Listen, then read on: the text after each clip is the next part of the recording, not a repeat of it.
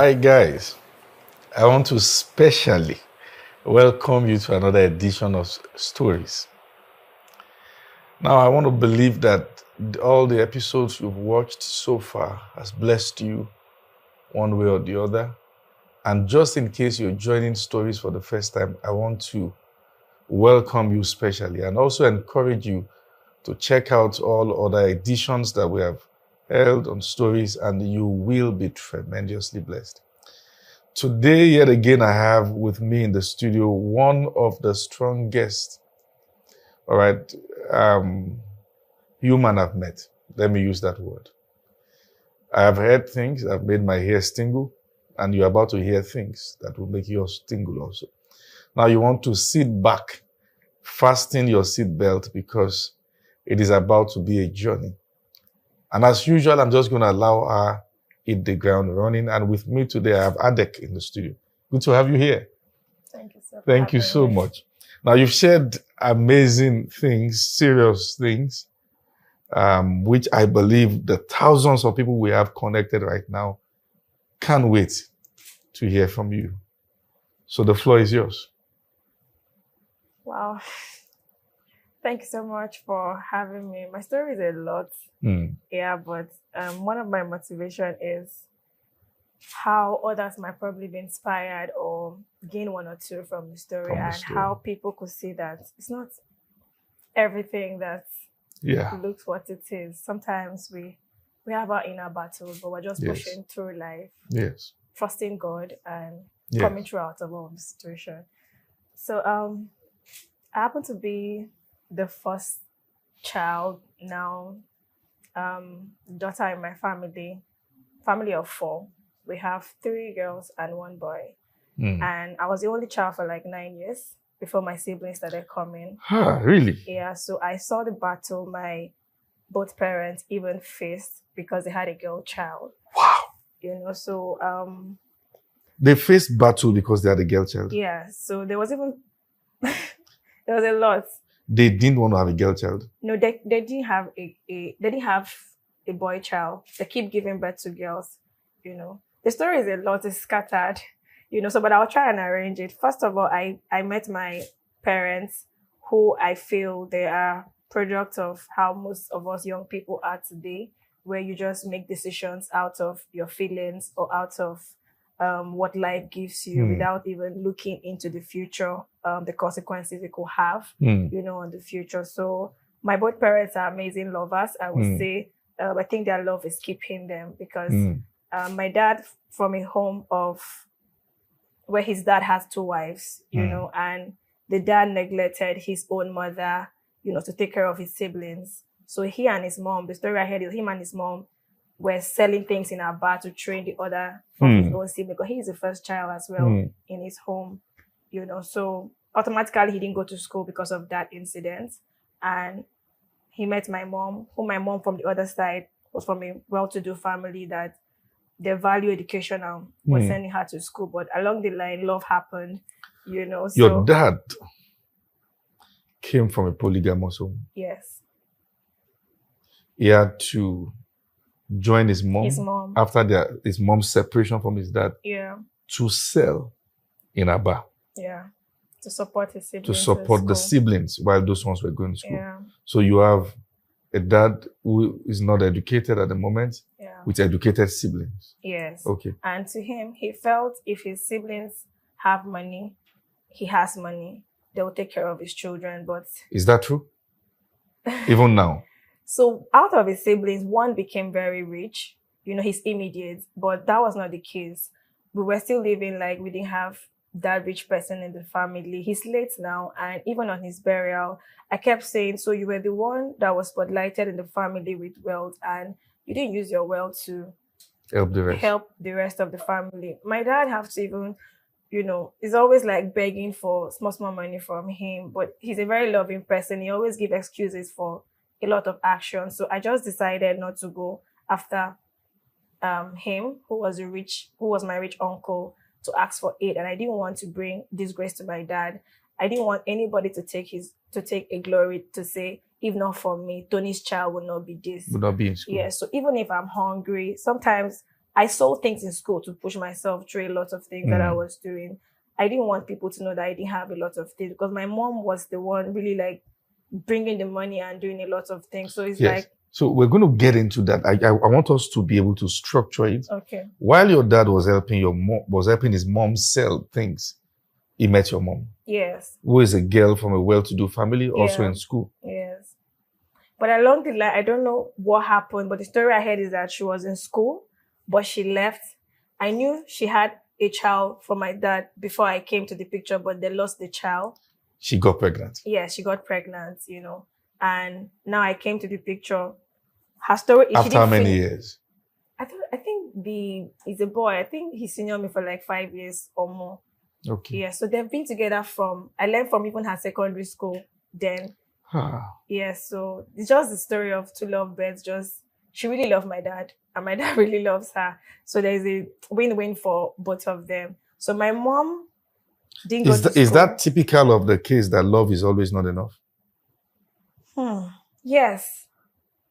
And that is something I believe. It made me to even grow up not putting love at the first. Or love alone is not enough. Love alone is not enough. Yeah. There are other factors that I really needed. Yeah, but to them or to my mom, love was enough. And the societal norm, she felt having a man was the highest.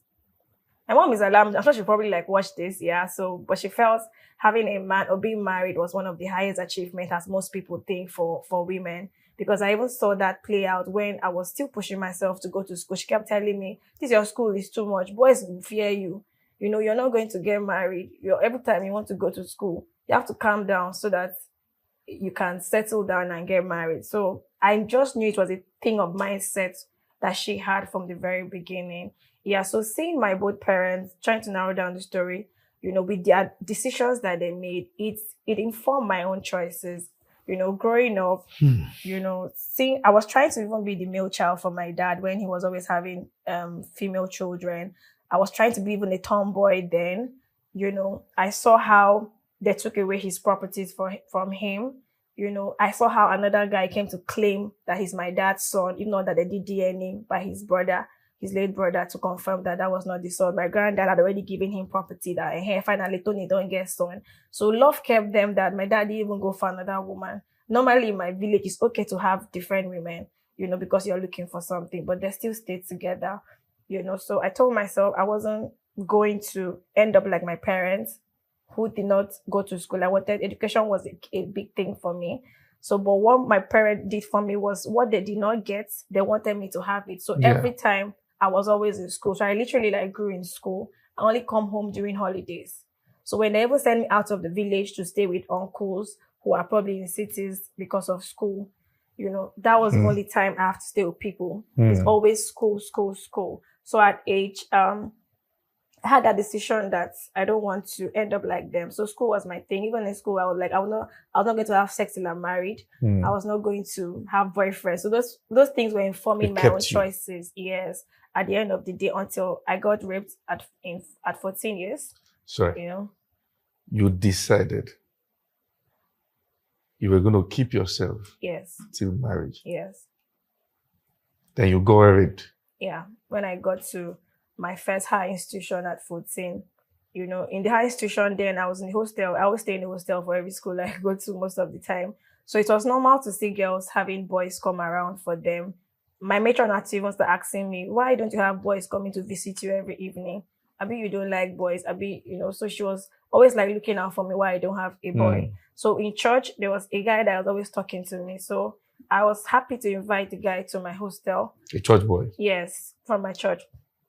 You know, so the boy came and I happily took him to my matron to just show that finally I had a boy come to see me. And she was like, oh, great, you can go out together, come back. You guys can come back, take care of her. She's a very good girl. She has never like mingled with guys and all. So I don't know if that's what boosted the boy's confidence. And he told me to escort him. He wants to see his uncle. He's going back to his own school. He wants to introduce me before he leaves. So I followed him out of that. You know, I mean, matron is a parent figure for me in school. You know, so on our way to his uncle's place, the guy started trying to put his hand in my clothes. So I was like, why are you acting very responsible? You should not do that. You're even a church believer, or he now got angry. He was like, "Oh, you're telling me that I'm irresponsible." You were in the same church. Yes, he was like, "So you're telling me I'm responsible? Let me show you how a responsible guy behave." Before that statement, he packed his car. I was like, he has headache. He wants to take his drug so he can be fine. So I was like, okay. So when he took the drug, he now brought his hand. I was like, stop, don't do this. Say we are going to your uncle's place, and I'm not even interested. I'm a virgin and I want to wait. I was like, get out, people will be doing all these lies.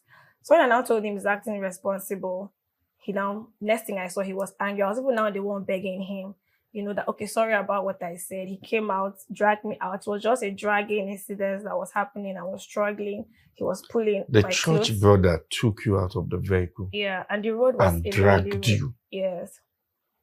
Yeah, so he dragged me and, forced himself, threw me on the floor. I used all the energy and power that I had, to struggle till I was overpowered. So at the cost of him trying to penetrate and blood was coming out, he was like, Jesus, so you are a virgin, true.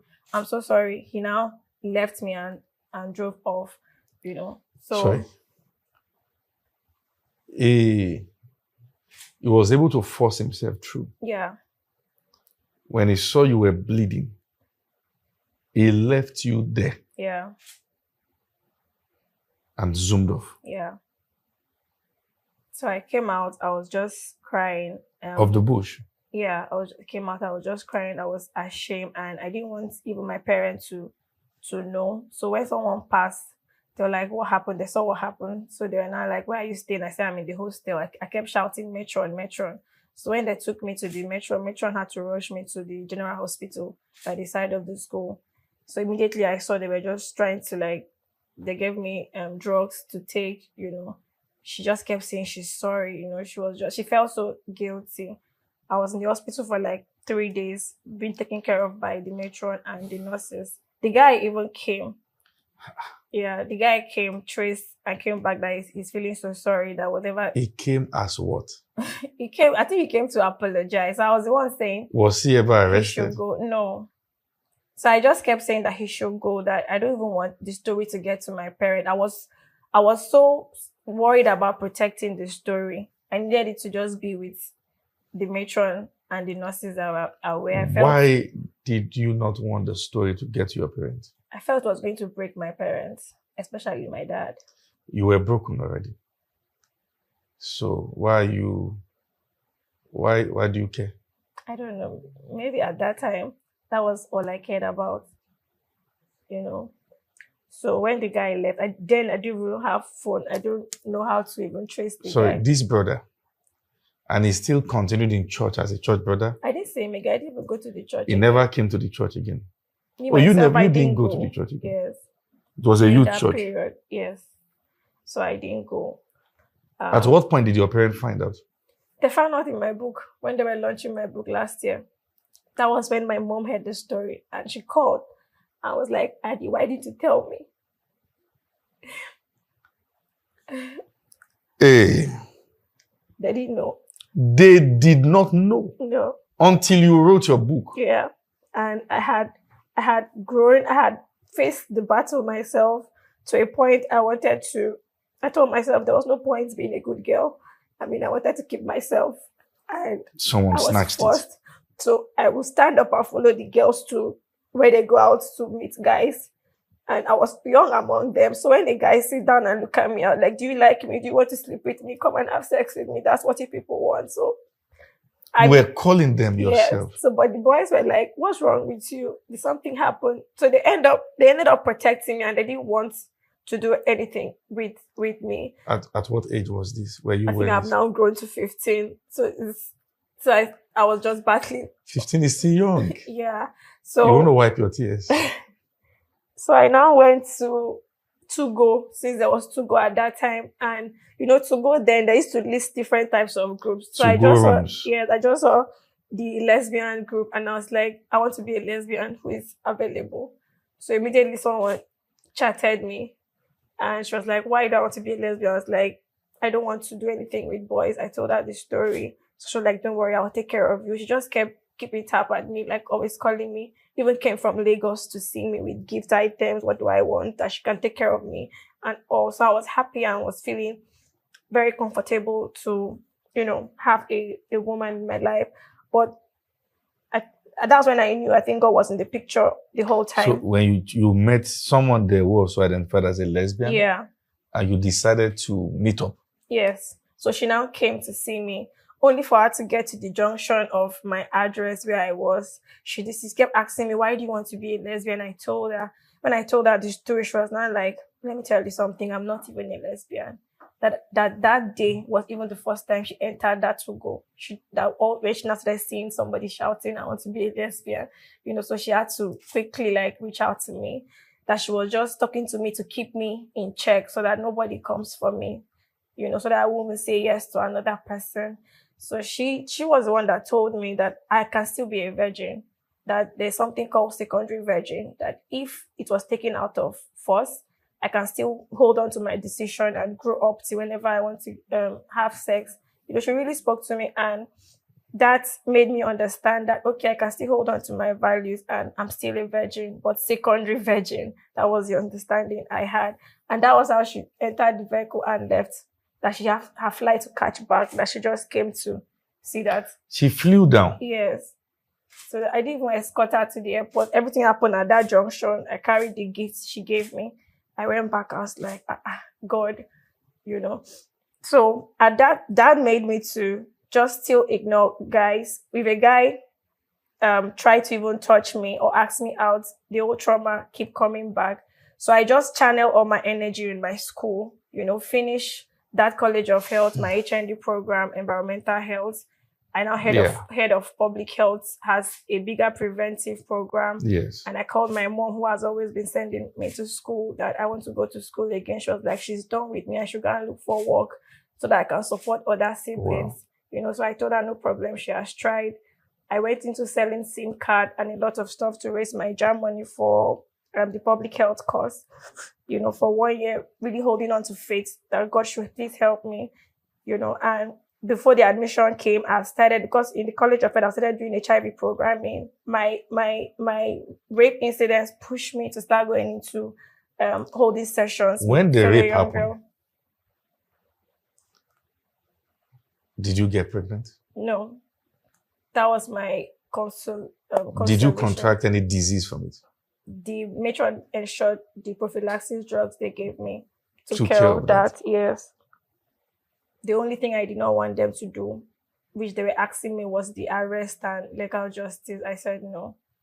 The guy did not hide himself. He took a pill. Yeah. Now, with your knowledge, what kind of pill did you think he took that day? I don't know if it's all these enhancers that he took. Definitely an enhancer. Yeah. So it means that the guy who did the job that day was a serial rapist. Or was intentional about his act. He knew what he wanted to do. Yeah. And that was not his first time. He knew where to drive you to. 2 questions. Number 1, why didn't you want justice? So at first, like I said, I was trying to protect my parents. I didn't want, my village is small. If a story reaches the space, I feel everybody, my parents are already dealing with Tony Bassi, they don't get anything, this one, a woman, they take care of her. That narrative is already there, to a point that they even wrote us as children of poor home, So there were those narratives that were there. So I didn't want to add another kind of narrative to them. So I did that to protect more stories, in my family. You decided to put yourself on the line. You fought it alone. Yeah. Till after you got married and wrote your book. Yeah. So I felt if I get married, this is when I've now realized that if someone is being raped, apart from taking care of the medical and either justice case, there is the psychological and mental health issue to deal with. Yes. So I thought my saying no to guys, was, I felt I was normal. That if I just get married now, of course, I'm going to enjoy sex and do all of those things. But I didn't know I had a damage until I got married. But I only told my husband that this is my story. I've never intentionally had sex and I don't know how the sex pleasure looks like, but you have to be patient with me. I will try. I feel if I'm married, I'll be more relaxed to like, okay, you can now touch me. God has blessed you with a good man. Yes. And we celebrate him. Let's talk about the post-traumatic stress that comes as a result of rape. Yeah. First, you saw yourself in a situation where you made a decision. You felt it was not worth it being a good girl anymore. That's one of the implications of the rape mentally. Like, what's the point? What's the point? And meaning that you are saying that a rape can lead someone into waywardness. Yes. And then the next thing was that you try to become a lesbian. Yes. You're saying rape too can short someone's emotions towards men. Yes. Talk about that. Okay, so using my own story as an example, like I said, all the 15 years journey, I never knew I had a mental damage. I had an emotional damage waiting for me at the crossroad until marriage. In fact, even during the first year of marriage, we can have sex once in a month. Wow. Yes. Sometimes I feel for him. Wow. You know, and this is almost 3 years in marriage. Is a struggle. Sometimes I'm now like, am I okay? Maybe I'm now medically sick. Maybe I need some medical enhancers to make me feel pleasure. I go into conversations with ladies. How do you enjoy sex? What do you feel? Because I think I don't feel what they are feeling. So this is when I know I have this other damage waiting for me. If I wasn't lucky with the kind of man that God gave me, yes, this is what leads to the man will go out and, you know, it might even break the marriage and a whole lot of other disaster could happen, or it could lead to me, because if I didn't have values or decisions that I've made, this kind of thing can push me to wanting to go into self-pleasure. A lot of other things can come out of this because I'm trying to find a way to be normal at this point. You know, I've seen other survivors like myself who became sexual addicts, who now they cannot do without sex. So they've gone into, most of them have gone into company sex. for maniacs. Yes, most of them now they can't do without it. And some have converted it to business, you know. So, and if people sometimes want to blame them as like, you need to know some stories behind this. Maybe this is as a result of a post rape trauma that is happening. And then some people hate the men completely.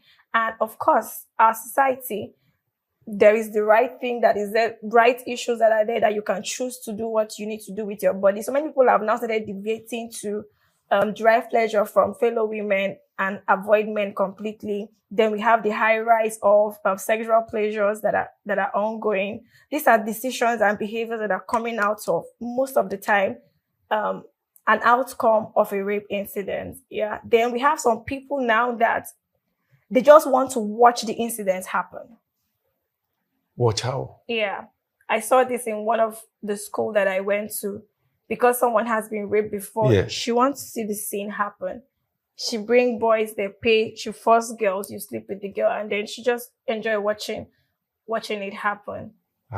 Yeah, so that is also there because of, so it's not like a revenge. They did this to me. You know, some people that have even had diseases along the line, they also want to share it. So a lot of things, ripple effects are happening because of just an incident that people are struggling to deal with. And I don't know if it's a country thing, but there are less interventions that focus on healing. You know, even I'm also a rape programmer. I'm also a DD programmer now. You know, but my aspect of programming is focused on survival's approach, because I'm more focused on healing. I'm more focused on people, even if you're doing the medical care, don't push a survivor to rush and go into justice first. Because it took me more than 15 years to even be normal to be talking about it and be going into interventions. And I'm still having this battle of sexual issue here. So I don't think I'm completely fine. but I'm just being strong and pushing through, you know. So I feel even programmers should start paying attention to therapeutic programs that enhance healing, you know, where people can meet themselves. Oh, you've been raped before, but this is how I deal with it. This is what is happening. People need to know, because most people shy about it. They don't mention it. Most people are even, they are even married now, and their partners are not even enjoying them. Some men, when they try to have sex with their woman or their wife, the woman internally, her vagina repels, like she rejects them, and the man will feel, you don't love me, and the man goes out to cheat, not knowing that this woman is dealing with something. You know, sometimes the man could finish doing what he's doing, she didn't feel a thing, you You know. know, I think there was a time in the Nigerian church that the basis for dispute was faith without drugs. Later, the church matured to understand that the fact that you use medications doesn't mean you are faithless. I think the phase that we are right now is the phase of trying to understand that therapy is not a sign that the Holy Ghost is not powerful. God has made the knowledge available that the same way the body needs healing, and there are forms of approach, either preventive or curative, to take care of the body. In that same manner, the mind Needs its own attention and healing. Yeah. We thank God for the authority of scriptures, talking about the renewing of the mind. But there are specialized approach and method to get into different kind of issues, from trauma to grief recovery, and to all forms of issues that has to do with the soul. Sure. You know, because what you are talking about today is so powerful, and it has destroyed many homes. It has. Now, why do you think you are more focused on just people getting healed and not justice? Okay. Was it because healing took you time? Yeah. First of all, healing took me time. So I just conclude and see that it takes time for people to heal. And if we're trying to do intervention for people that have been raped, I mean, the medical care is very good, because Yes. if it didn't come in from, maybe I would have ended up with a disease or pregnancy. I don't know how the storyline would have been. Because I told myself, if I'm pregnant before marriage, someone like me, I can run and never come back to that vicinity. A lot of things can happen, you know. So medical care is good. The 74 hours of forensic evidence, because sometimes at the time that when this nest is happening, people cannot capture evidence. And when we want to go to justice or legal, if you don't have the right evidence to prove that this rape really happened, most of the time, the survivor doesn't win the case. The perpetrator ends up winning the case because they have a lot of proof to show that this did not happen, you know, and it end up, you know, exposing the survivor to the court process, to the data collection process, a whole lot of things, and causing more harm, more injury to the survivor than even good. Because at the end of the day, sometimes survivors tell you, don't worry about the case, let's stop it. Because they know how the back and front goes. So for me, the I think process in justice, itself the process itself is needs excruciating. yes. And like I tell people, if you collect the data of a survivor at the beginning, please use a fake name if you're now pushing the data out for intervention. If someone's name is Adegbasi, don't use Adegbasi, you know, on the write a fake name and said fake name. Even when the person is supposed to go to court for the legal this thing, don't use the person. Use another person standing in for Adegbasi. You know, if you have your evidence to fight the justice and the case is won, then the person can go to prison, you know, and face all the consequences that come with his rape action.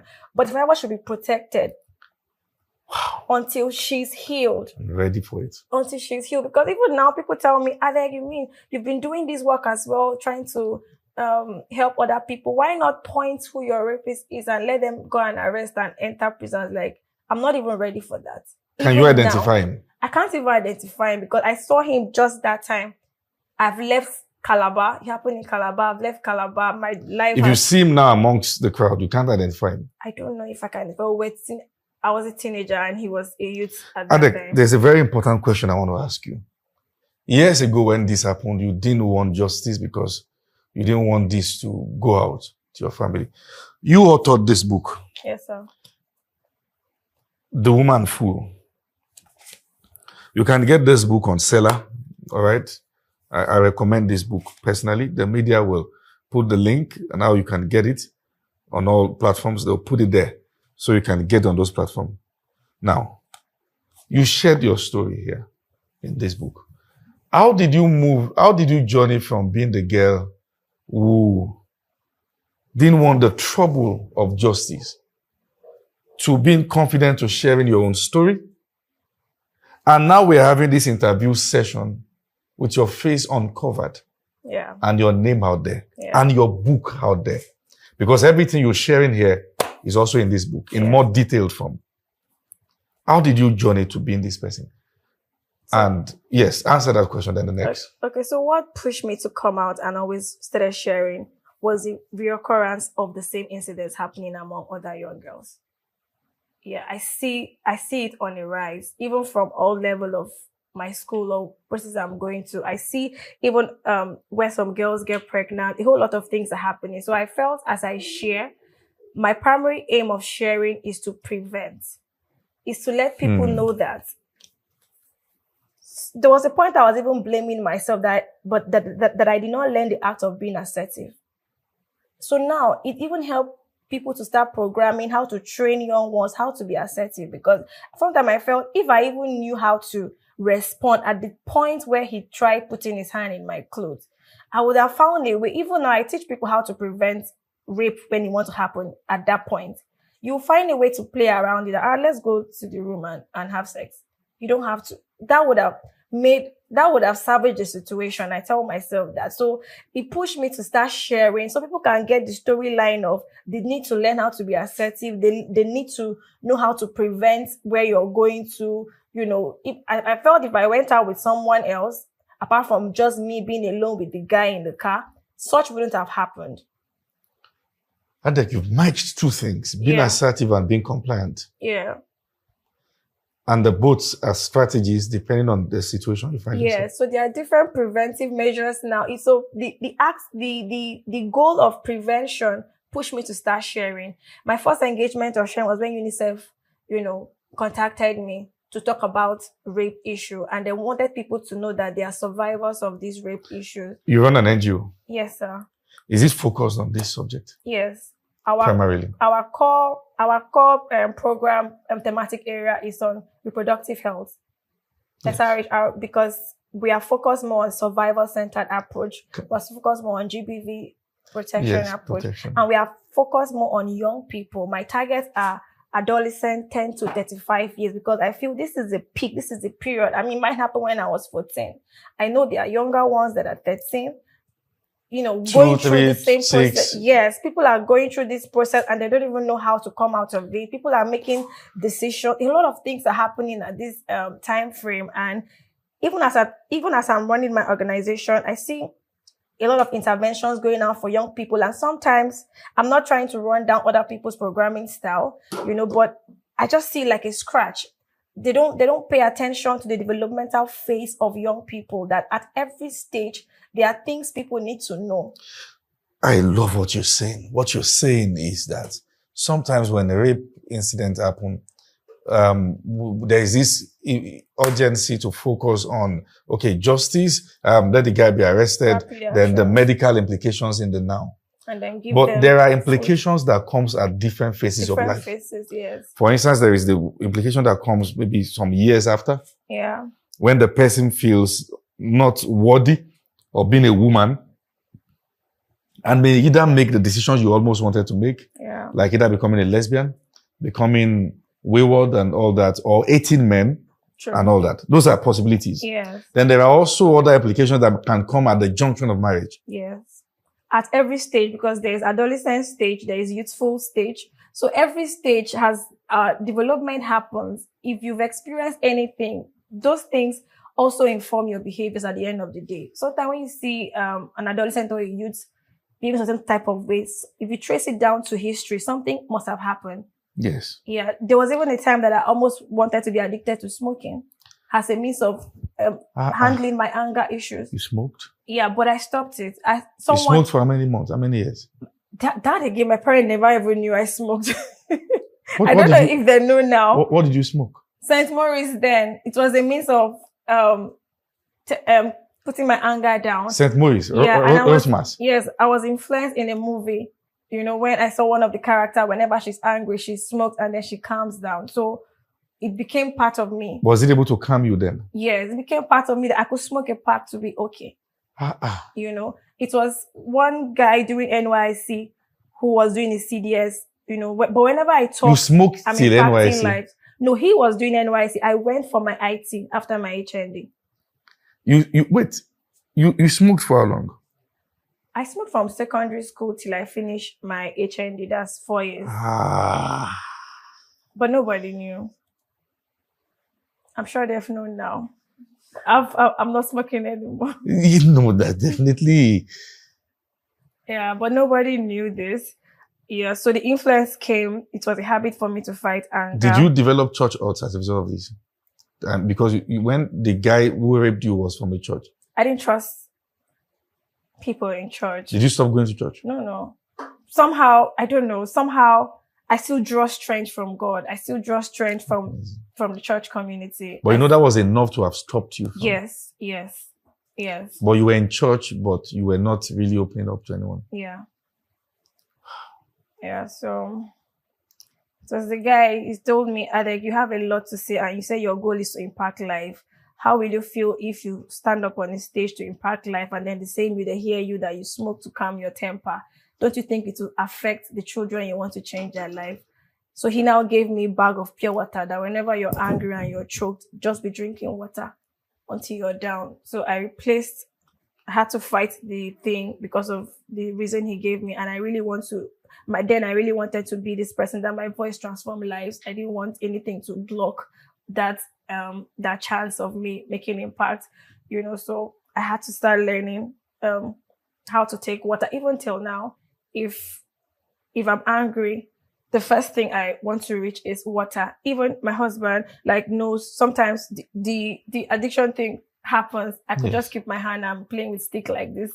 Yes. Sometimes your hand just go. Yes.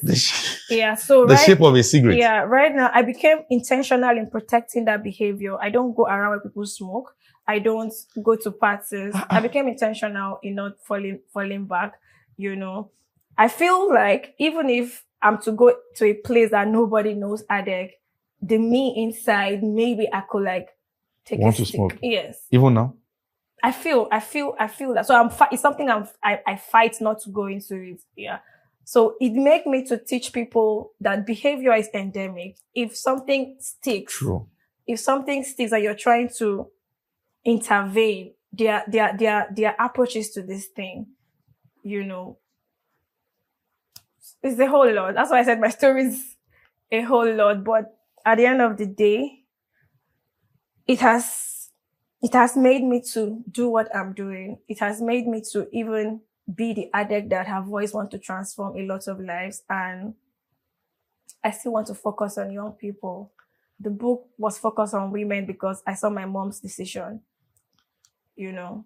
Apart from the somatic pain, the psychological pain, there's the body pain that you admit. And I love this story because sometimes people, even those who listen, don't know how to listen.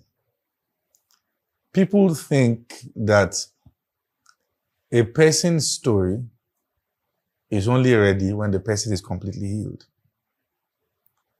And what many people don't realize is that there is a form of relief that comes with sharing your story when there is now purpose attached to the pain. So I love the fact that there is a new phase of healing that you're about to experience and is still in progress. Yeah. And the fact that you are not shying away from that, will help those who have gone through that or who are currently going through that to know that they are not stupid for going through that.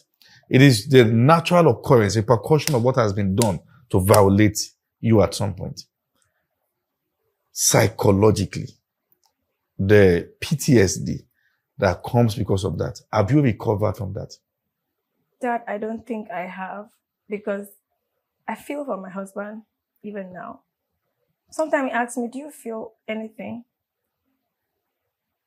Sometimes I will just like smile and like, yes. But sometimes at the cost of it, I can tell him stop.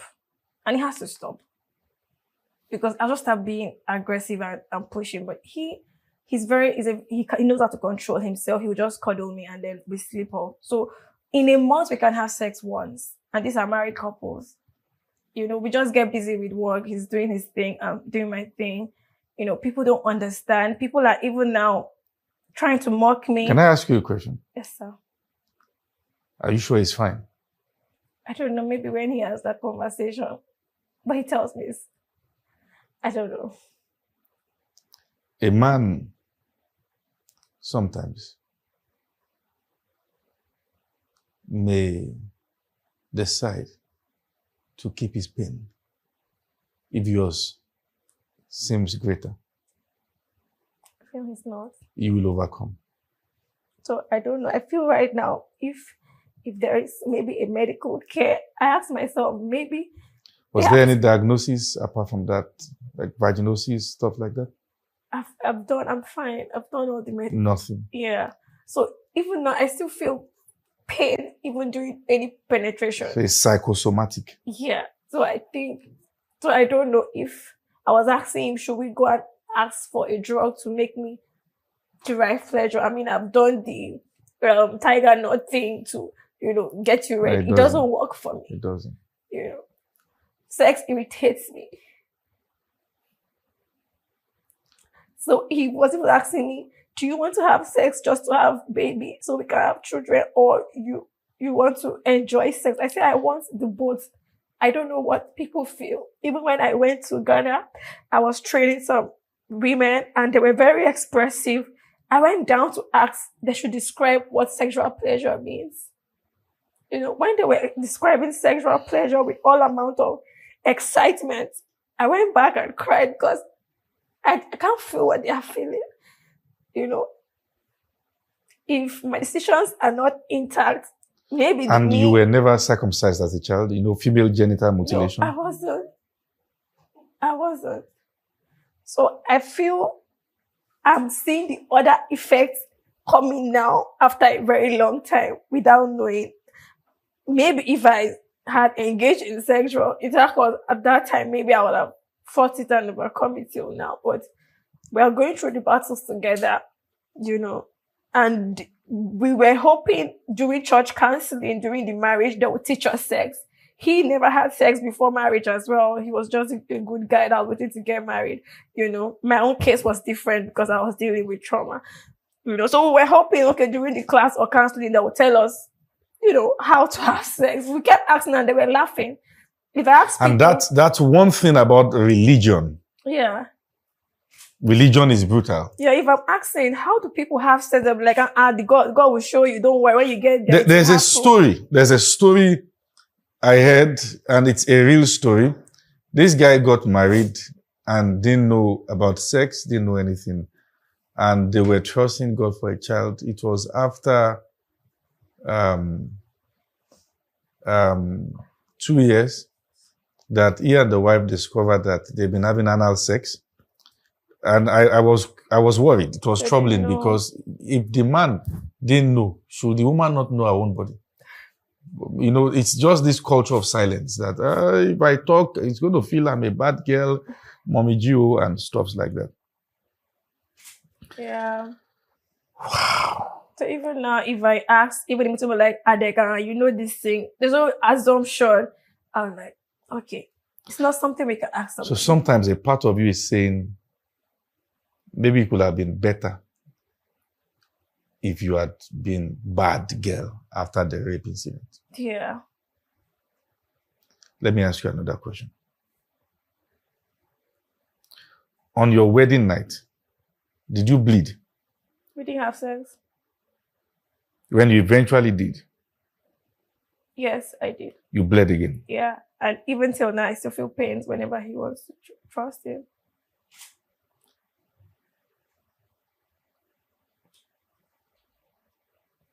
Okay. Yeah. I went to the doctor. He said I'm fine. I should just work on my mind. So easy to say, work on your mind. I just feel they don't understand. How do I work on my mind?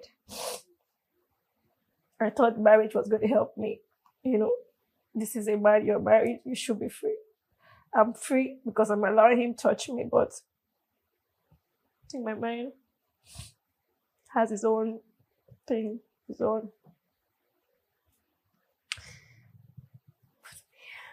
I believe I'll work through it as well. You are a fighter. And your name by implication means strong. Yes, sir. Adek. Strong. Yes, sir. Maybe the story is for someone when I eventually overcome it. That's why I always tell myself, if things happen to me, maybe when this cup passes and I share it to help somebody. Why are you sharing it today? Because nobody has asked me this part of me. Have you ever read or seen anyone's story that was detailed enough to help you in your journey? I have, but they don't come out like this. Because you are coming out fully. Yeah, I ask questions. I ask even as simple as, how do people have like sex? People like, like, you know, no. They just laugh at us. You know. Somebody like, big girl like you are, you're already doing this job. You should know. Everybody just feel you know. We just swallow it up. You know, and we're laughing that even our parents will not teach you this thing. They just assume they're telling you have baby, and I'm not like, do you know if we know how to go through the process? Babies are not product of let there be, right? Yeah. But we'll go through it. And I don't even know if anybody's watching this. Are there special programs for people like us? There are. Okay. And I was just going to talk about that. At Light Nation Church, we walk people through the process. Okay. The curriculum was built with a lot of intentionality, factoring different kind of situations that people can find themselves in. Okay. Probably because of my field of study and my wife also being a therapist. And now that we're also commencing Institute for Trauma Recovery, okay. Matters like these are matters that we have helped people recover from. We have high success rate dealing with matters like this. I'm very familiar with this matter. All these kind of cases that we have ever received, we have helped 100%. So I feel, I was not going to say it publicly, but I was just like, okay, this is it. This is where we step in. Okay. We know what to do. From the medical perspective, okay. And we know the question to ask, and we know what you should do going forward. And but there's also a part of it that we should not be in denial of as people of faith, where you make confessions that you are going to live fully as a woman and you will enjoy sex with your husband. There is the part of that that comes as a balance. You know, that if there's a psychosomatic aspect, there's a part of now receiving grace also from God. To just talk about grace and not also get into the psychosomatic aspect might be tilting to an extreme. And to also talk about that and not talk about the grace from God might also be tilting to an extreme. So there's a balance of the both. Okay. And all that. There might be something you are forgetting. You spoke about the time that you almost experienced female genital mutilation. Talk about that. Okay, yeah, so I remember when... In case you don't know what female genital mutilation means, it is the removal. I call it violence against women, all right? It's part of the element of GBVs. It's the removal of the female clitoris, all right? And that's the part that receives sensitivity. even as talking any sexual activities. Yeah. If there's any part where a woman gets to her pleasure, all right, that's the clitoral part, and it's removed. Yeah. That's FGM. So you're almost mutilated. Yeah. So in my place, it's a thing of culture. You know, It's a culture. Yeah. Then I think now education must have reduced it, but Education has not reduced it. Yeah. So, but then is a thing of culture. Like my grandmom, when I came for holiday, because I love dancing, so she enrolled me to also go through my own circumcision, you know, that to help me to bend if I'm dancing. So I was actually on the queue for my own turn because it's a normal thing. That's what you do to join the girls in dancing, or else you can't join them, you know. So the first girl, the girl I was behind went. Her name is Enigbe, late Enigbe. She's late. So when she went, she died. Yeah. So she as a result of the. Yes. Hold on. She died as a result of the mutilation? Yes. So what happened as she went in, you know, I heard a very loud scream, like scream of pain. For a while, it now stopped. We saw how they carried her, like, out of the room to she clear died space for next. On the table. Yeah. So of the mutilation. Yeah. So they now said next. So I ran. And they still went on. Yes. Because there were many girls on the queue. So as I saw the blood, because we could see the blood, like, when they were passing with her. So I just fear. You know, all the girls in the village waited for it. I was the one that's come for holiday. So me, I ran. They were even looking for me. I went to one of the stream in the village. I hid myself till like night. They were looking for my mom. Was like, "You should hold that." You know, it's what grandma wants, and it was something just normal. Yeah. So the only thing they did to compensate the Enigbe's family was to create a song. I remember in December, then every December, still the dance group that got mutilated, you know, we're now singing Enigbe Nkonkono. So that's like a cultural dance, you know, in honor of Enigbe. So that was how I escaped FGM, because I think I would have, and maybe, you know, I would have faced that battle as well. Wow. It's a cultural practice that needs to stop. It's going on around the world. Mm-hmm. And this is me lending my voice to it. Stop female genital mutilation. It is violence against women. It's not right. We have never had it this raw on stories where people are, because I asked you again and again that do you want a covered edition? But already your book has put you out. Yeah. All your stories are here. If someone picks this book, what should I expect from it? If someone pick this book, they will get to understand how a woman fully works. From her feelings, from the perception, you know, it addresses a lot of social, societal norms that are existing now, where there are a lot of pegs on women and girls. It makes women find themselves, find their purpose, you know, it makes people have a sense of fulfillment, and even the choice of marriage in terms of you don't marry for love alone.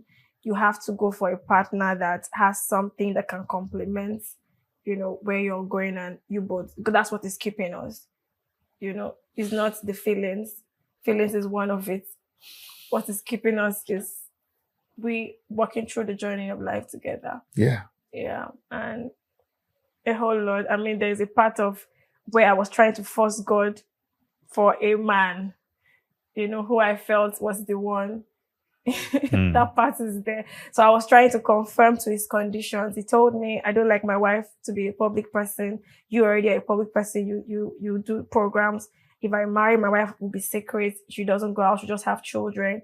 I was ready to stop fulfilling purpose for the guy because of you were ready to stop. I was ready to stop. He said he doesn't like ladies that wear makeup. I stopped wearing makeup, you know. And my husband today was my friend, and he was like, do you really like this guy that you are changing? Hold on a minute. Yeah, he knew about, he would watch me. He was friend zoned then. Yes, he watched me do video call with this guy, you know, until I told myself, I think I'm forcing this guy to. Was he already in love with you while you were doing all that?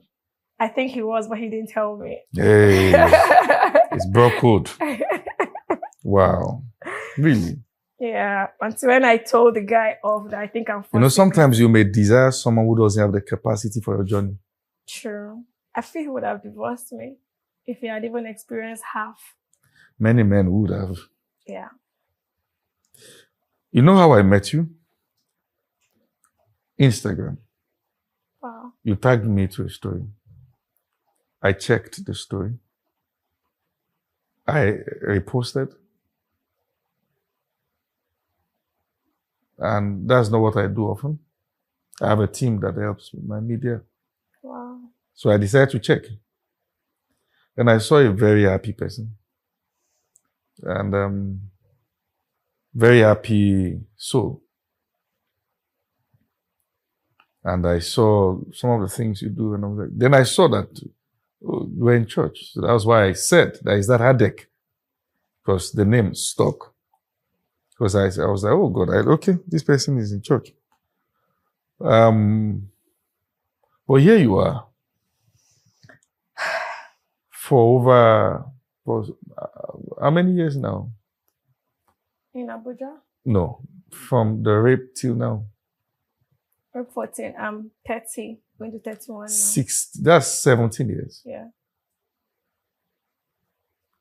For 17 years, you've carried this baggage. And this side is just coming out. The sexual side, I didn't know. So at some point before marriage, there you were, the girl who thought she had healed. Yes, because I was not involved with guys. I was not doing anything. I was just focused on myself.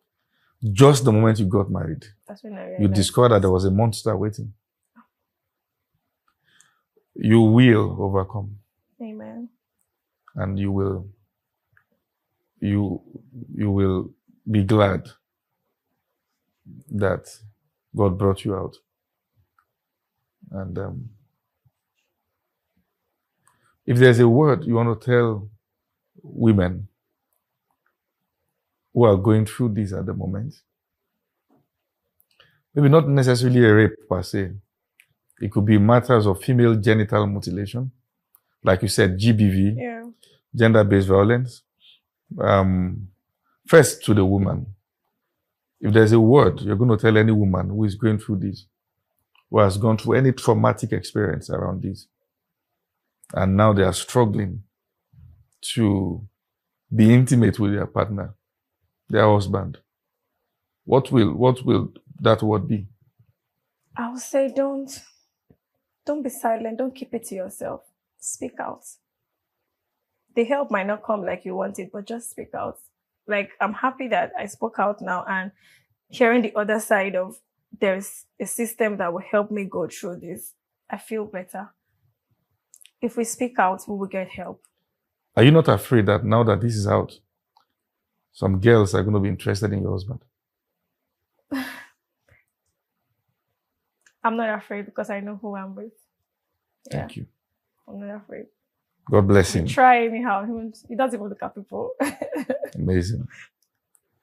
So what word, if you're going to advise a man who is married to a woman who is struggling sexually, seeing what both of you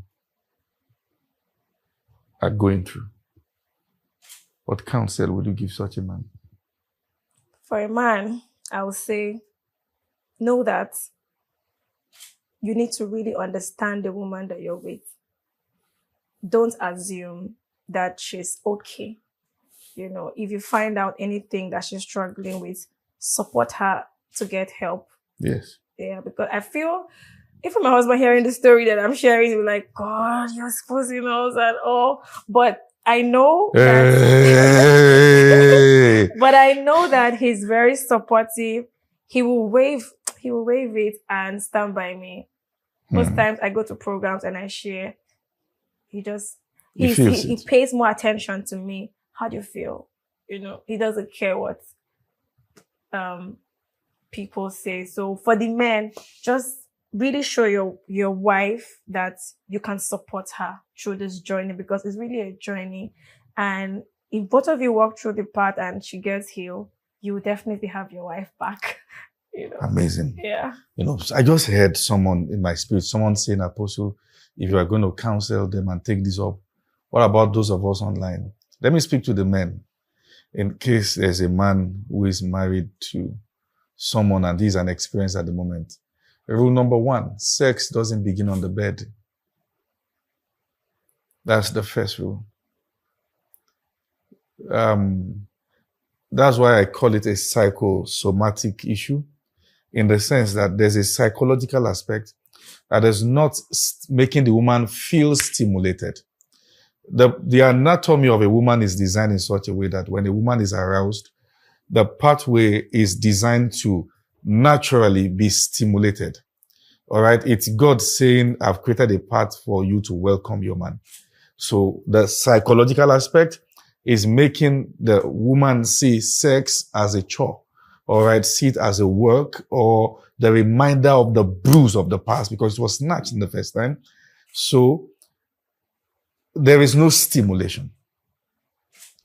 Sometimes there are symptoms like not being wet, being dry. So force won't work. Complaints won't work. Fighting won't work. Name calling won't work. Threat won't work. You know what works? Patience and getting the right help.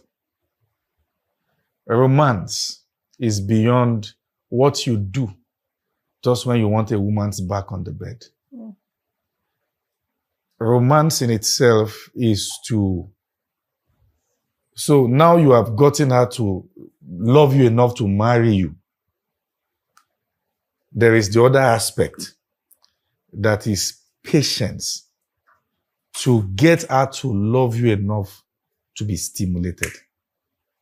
First, it begins with her not minding the pain. Because sometimes people say that this is just psychological issue. The pain is not true. No, it's true. Sure. It's true. One, the muscle memory, the other one, other things. There could be other things, many other things. It could be distortion of the normal flora. It could be many other things. All right. So there is little to what I can say online. I've said quite a lot already. And that's because I just feel we can't leave this conversation open-ended for the sake of those who are going through that. But at the same time, there's a need for medical verification to be sure if beyond the psychological aspect, there are also physiological aspects where anything could be happening and then maybe not suspected. That is also there. All right. But at the end of the day, make sure you get real help. Make sure you reach out and, ADEC social media platform. Everything is on your screen right now so that you can be able to follow up. All right. And then you can also learn, all right, from a woman who has gone through and who understand what it means to be in the fight. All right. In this aspect, because this, and I say this, that, this is a conversation that church people don't have. And because we get sometimes to be conservative around things like this, there are people who have genuine questions and concerns. There's a young girl who is married and is wondering, is there something wrong with me? Why am I not, experiencing this? Because many people out there still think that once you get married, sex is automatic. People don't know. Our friends will say, you can enjoy. People don't know that even in cases where there are no issues, two virgins getting married, there are things to expect. And sometimes church people don't talk about it in counseling. You see, I think we might be at a point where we'll be willing to share knowledge with younger ministries and ministers who want to have curriculums in these aspects to be wholesome, and then to make sure that this curriculum is all encompassing and then not just one-sided. I love this conversation because it is real. I love this conversation because people can identify and say, I'm seeing myself in her. Maybe a man is watching this and right now he's thinking about leaving the wife. That's saying that he's done. And now he's seeing that love in itself is not a feeling. It is commitment. Mm. That your battle becomes our battle.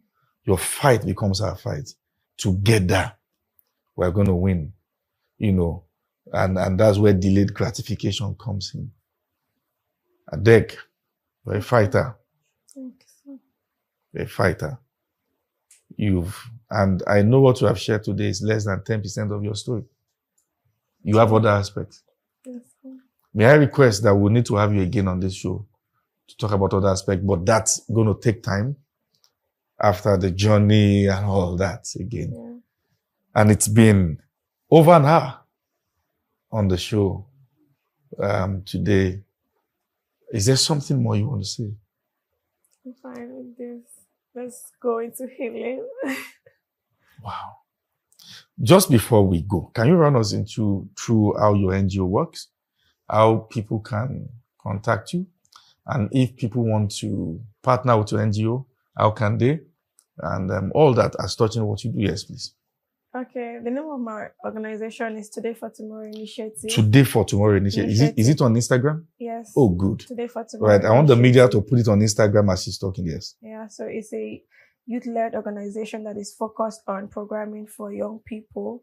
And we deal with human-centered development issues to see that they're accurately informed to build their development aspect of their life, and also deal with reproductive health issues. Yes. Still focus on young people. And now you know why I'm doing a lot of reproductive programming. Yes. And then lastly, it deals with economic strengthening issues where young people are being exposed to information that help them fight poverty. I mean, also linking to my background as well. Yes. Yeah, so there are some behavioral practices young people need to do to fight poverty. So in a nutshell, you are turning your pain to purpose. Yes, so I actually so my organization is one channel of achieving my purpose. The book is another channel. So we've programmed for young people on the streets for 3 years in Calabar. We have street children we have been working with.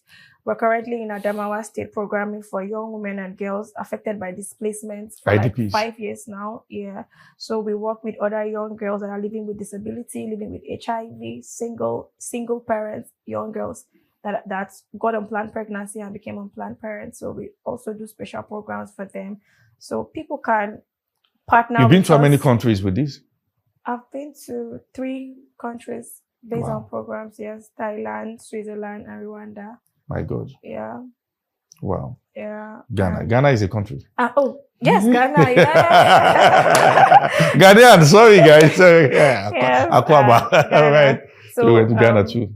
So my work has my pain actually became a purpose for me. I tell people, find your purpose, and in it lies what becomes your vocation at the end of the day. So I literally resigned from working in 2018, and I've been doing this all my life. The struggle is there, but I found myself operating. Of course, this work falls under the NGO operation, so that's why we are registered legal NGO in Nigeria. We've partnered with some UN agencies, some national organizations. We're open for more partnership. If it's something you're interested in, focus on young people. That's my very key, 10 to 35 years. We're open to that. Nigeria is the major target, but right now we've implemented in Cross River, Adamawa. We've done programs in Rivers State, Anambra. So right now I'm on a mission to, young people are everywhere and they need this information. And you're doing this whilst you are still trusting God for your own complete healing. Yeah. You're in the last phase of it. Amen. Thank you, Adek. Thank you, sir. It's been such a very emotional one on this show today. I have never felt like this on any of the episodes of stories we've had. I think each episode just has its own unique impression that it brings on your soul. And I just sense in my spirit, and this is the first time I'll be doing this on any episode of Story, to pray with anyone who is currently going through a phase like this, that the Lord himself will heal you completely. Amen. Any form of rejection you have been feeling because of your pain, that vacuum is healed. Amen. And whatever is left, God takes care of it. Amen. Receive grace to finish. Amen. In Jesus' name. Amen. Amen. Thank you so much, everyone, for connecting with us on this episode of Stories. This is indeed a story of a young but strong woman who is defying all odds beyond the shores of Nigeria, bringing healing to people and converting her pain to purpose. We look forward to having you on another edition of Stories again next week, Saturday. Don't forget to like, share, and come on, there might be someone that needs to see this, and that will only happen when you share it across all platforms. Share your thoughts across your platforms. Let's know how this particular story has impacted you. And I can't wait to read from you. Have a nice time till next week. Bye-bye.